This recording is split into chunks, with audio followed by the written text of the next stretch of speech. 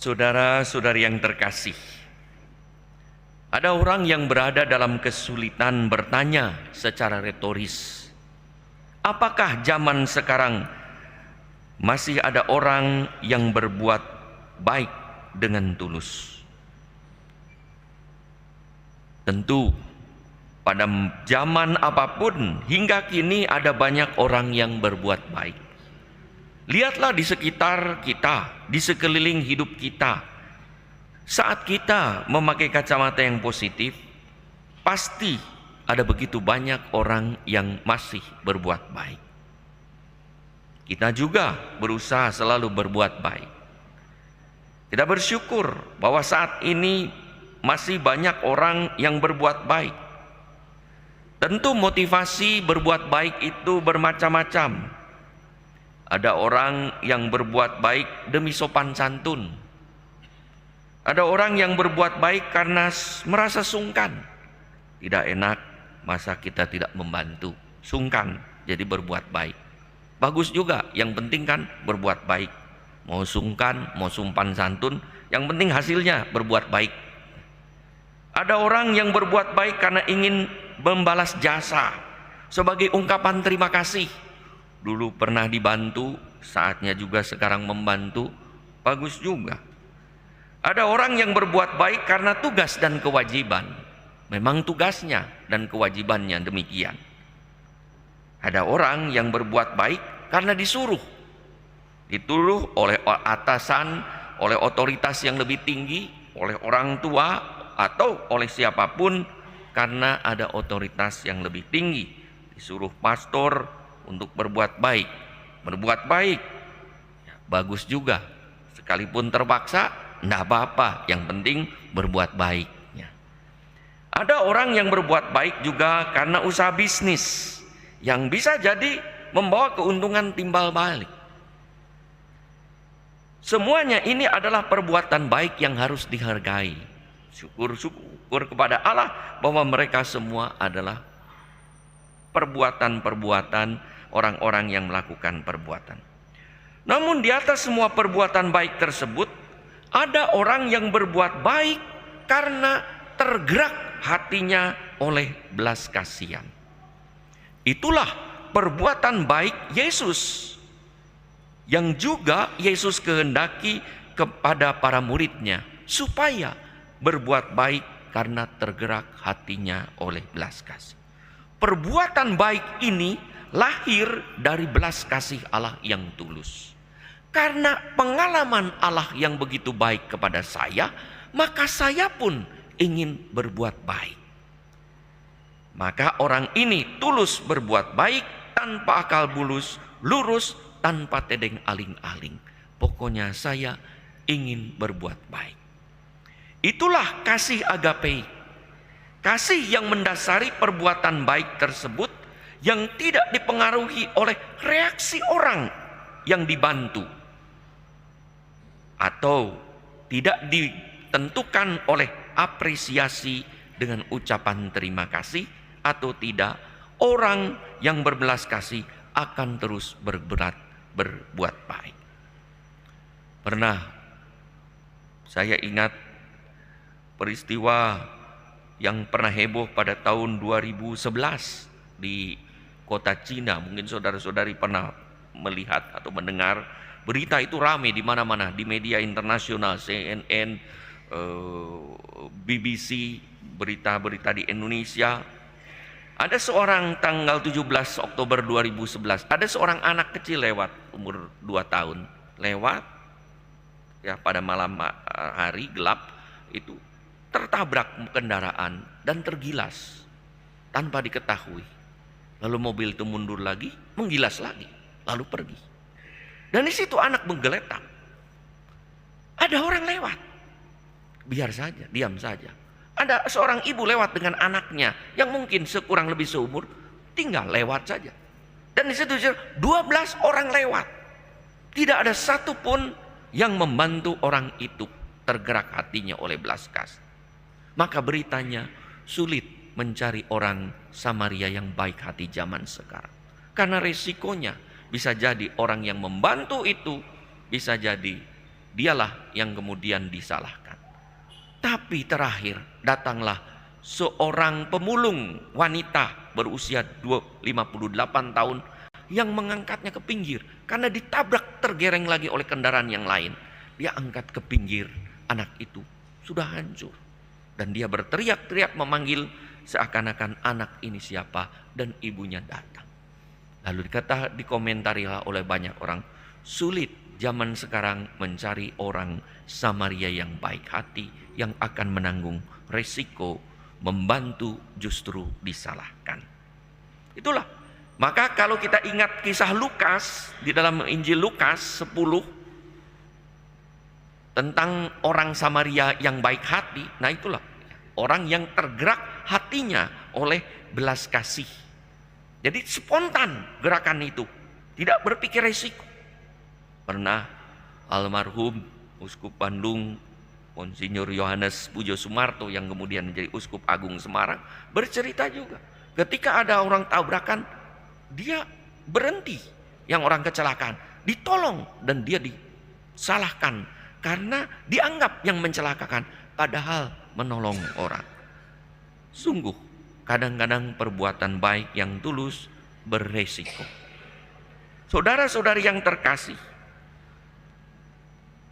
perbuatan-perbuatan baik itu yang menjadikan Yesus itu muncul di dalam diri para rasul, itu adalah perbuatan baik yang selalu tergerak hatinya oleh belas kasihan.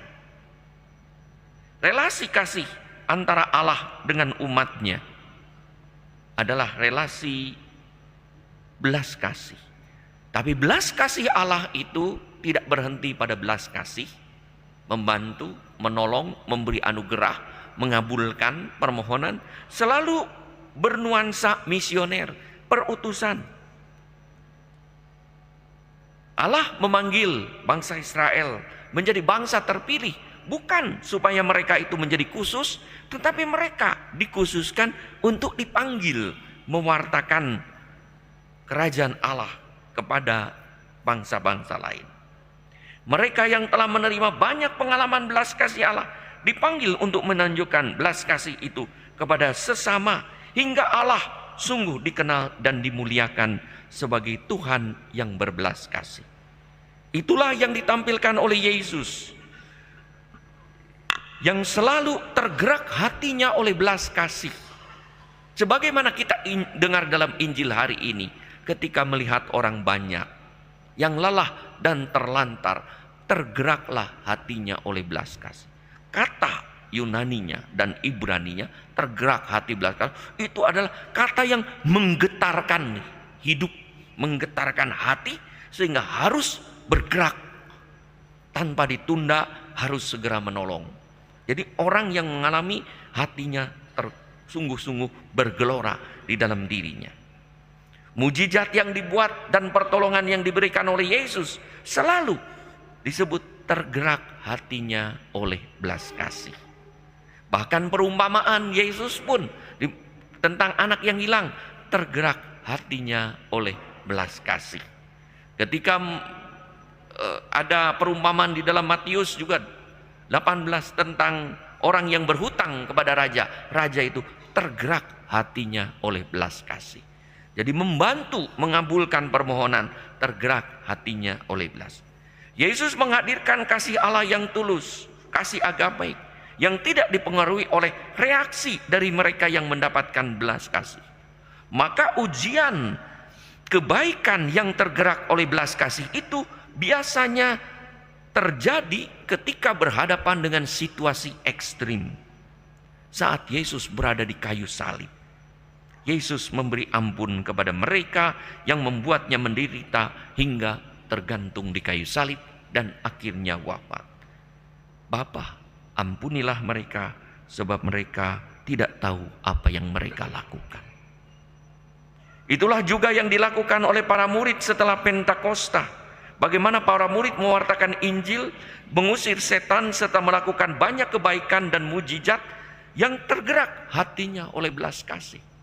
Ketika Petrus melihat seorang pengemis yang lumpuh, tergerak hatinya oleh belas kasih dan berkata, emas dan perak tidak ada padaku, tapi dalam nama Yesus berdiri dan berjalanlah.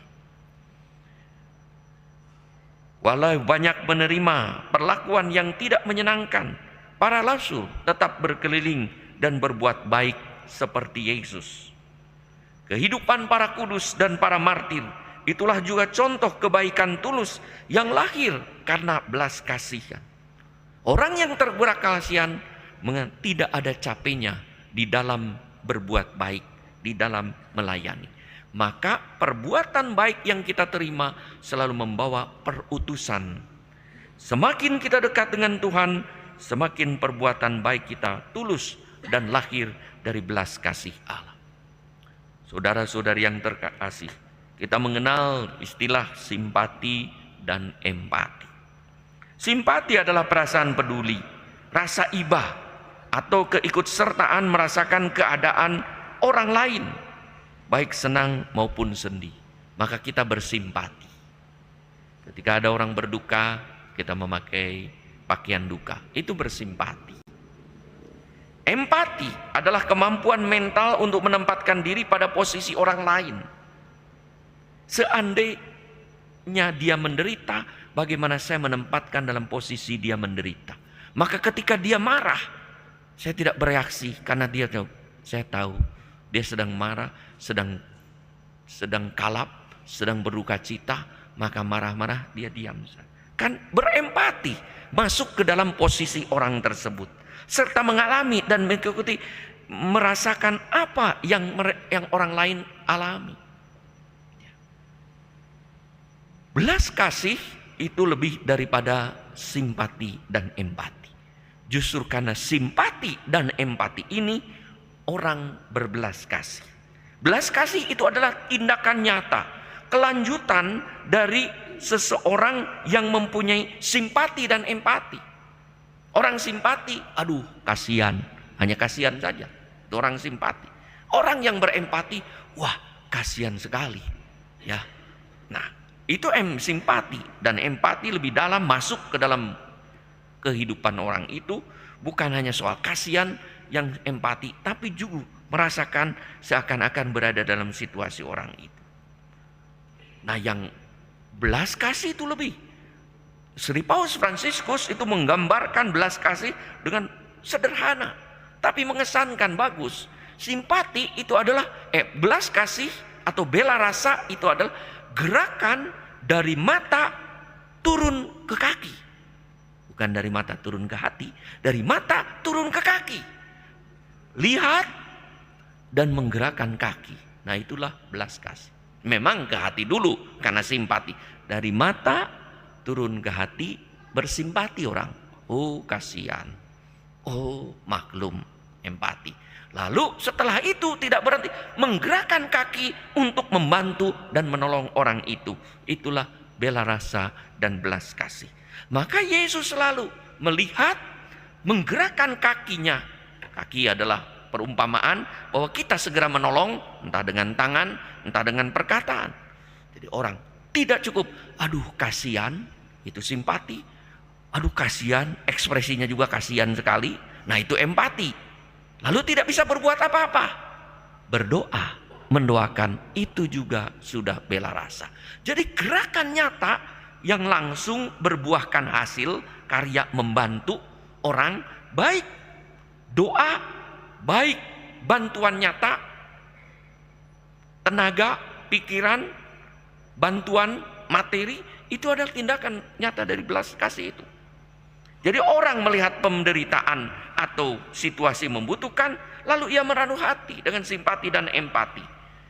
Kalau masuk lebih dalam, ia berempati. Dan empati inilah yang diungkapkan secara nyata lewat tindakan bela rasa. Belas kasihan menggerakkan kaki untuk menolong. Ketika ada orang kedinginan, Rasul Yohanes di dalam suratnya juga berkata, ketika ada orang kedinginan, ia langsung memberikan pakaian hangat. Ketika ada orang lapar, dia bilang, wah lapar, cepat pulang makan. Padahal di tangannya ada kotak makanan. Itu hanya simpati, cepat makan. Belas kasih diberikan kepada orang itu. Ya, Belas kasih diberikan kepada orang lain. Nih, diberikan. Kotak makanannya itu diberikan. Itulah tanda belas kasih. Dan ingat, ya, percayalah kepada Tuhan. Ketika kita berbelas kasih tanpa mengharapkan apapun dari orang itu, Allah sendiri yang akan memberikan.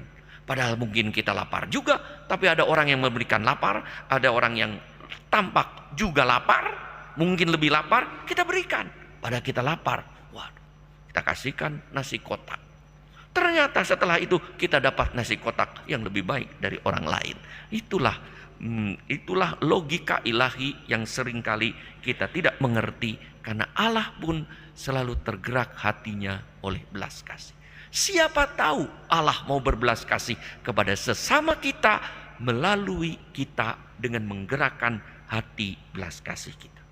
Saudara-saudari yang terkasih, untuk itulah panggilan dan perutusan Yesus, panggilan para murid dan perutusan Yesus hari ini diawali dengan kisah tergerak hatinya oleh belas kasih, supaya para murid, para rasul, dan kita yang mengikutinya pun kalau mengalami belas kasih Allah, supaya kita pergi diutus oleh Tuhan untuk melakukan tindakan-tindakan belas kasih, sehingga kasih dan kebaikan Allah makin nyata juga melalui perkataan dan perbuatan kita.